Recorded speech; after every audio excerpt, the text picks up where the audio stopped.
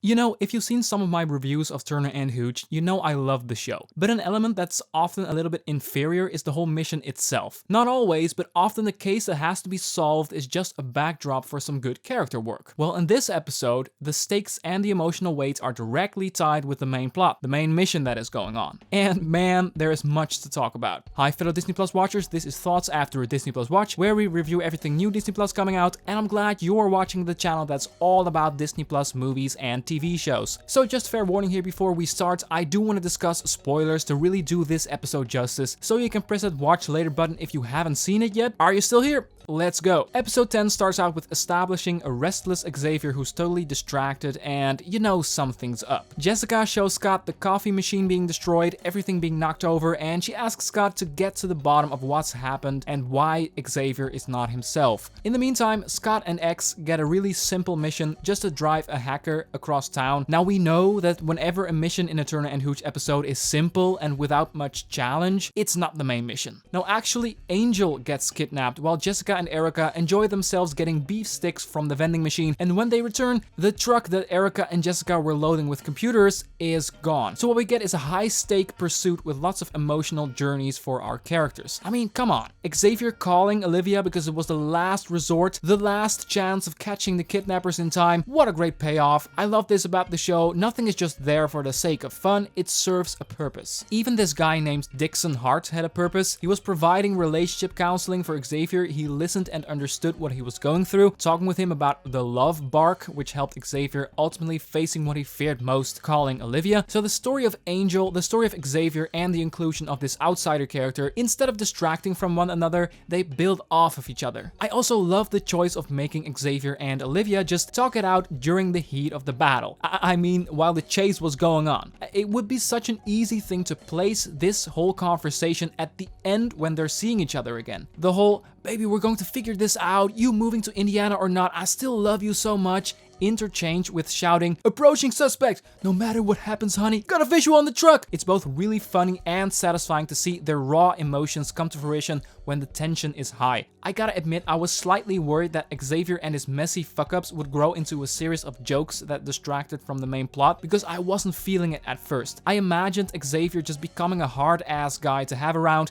and maybe have a twist in the end that his lack of paying attention got the criminal or something totally obvious like that. So it's nice to see it be so consequential and connected to the whole love bark idea. Love it. Granted, there was some good humor surrounding Xavier in the first half of the episode, him not noticing Scott and just repeating, we got here as fast as we could, Scott responding with, I literally just said that. Small quippy moments like these is also something I quite enjoy about this show every week. And I don't know about you, but I laughed my ass off when we see Hooch licking Dixon and he's just going crazy, laughing hysterically. Call it infectious laughter, I don't know, I laughed my ass off. A moment that is easily overlooked in this episode is Scott's conversation with Xavier about the wave of Uluwatu. We have seen Scott be frustrated about this constant metaphor about riding the wave wherever it gets you. We've seen him pushing back whenever Xavier was trying to tell him something about what it means to ride a wave, dude. And now we see that Scott understands him better than we ever gave him credit for. Scott uses the, let's call it wave logic to really get to him, and he means it. I thought it was a short but sweet scene that tells us way more about these characters than just Scott tells Xavier he should face his fear. You know what I mean? Oh, and we see a side of Erika that we have never seen before, or, well, maybe we did.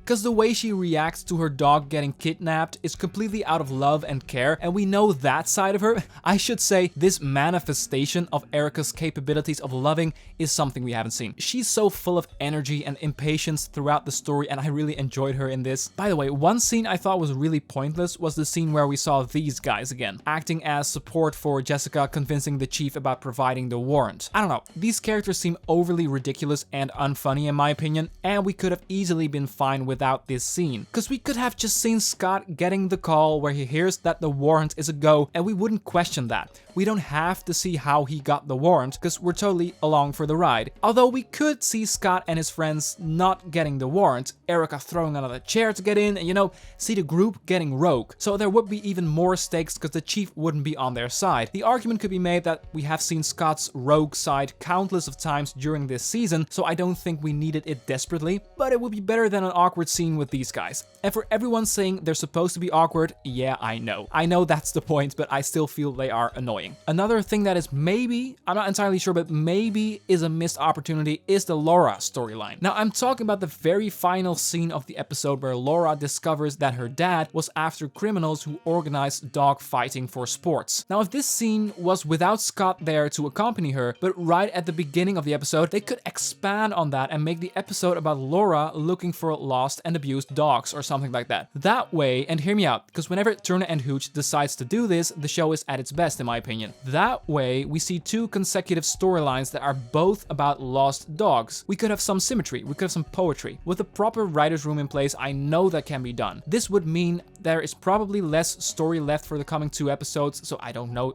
about that, but the ending of this episode teases a story where dogs have to be retrieved, so I thought it might be a no-brainer to pair that story with this episode about Erika's dog Angel. Overall, an episode with a lot of personal stakes within the mission itself. Xavier and Olivia get a few powerful moments. I love the love bark metaphor, loved almost everything about it. Sure, I have a few thoughts, few nitpicks, few things, but man, I can't believe the show is this good, am I right? And I know, I haven't even talked about Brooke coming back, but I know we all feel very strongly about that. Let's let off our steam in the comment section and cherish Skerika till the day we die. I'm thinking about wrapping this up. Thank you so much for watching. I'm curious, what did you think of this episode? Be sure to let me know in the comment section. Don't forget, if you enjoy the idea of discussing Disney Plus content with us, that red button looks familiar, right? And if you're interested in thoughts on previous episodes, it's all in the description, or you can browse the channel page. Did you like this video? Then be sure to consider giving that a click. Thanks. I'll come back to you with Marvel's What If and of course Star Wars Visions. Very excited about that. For now, have a wonderful day and see ya.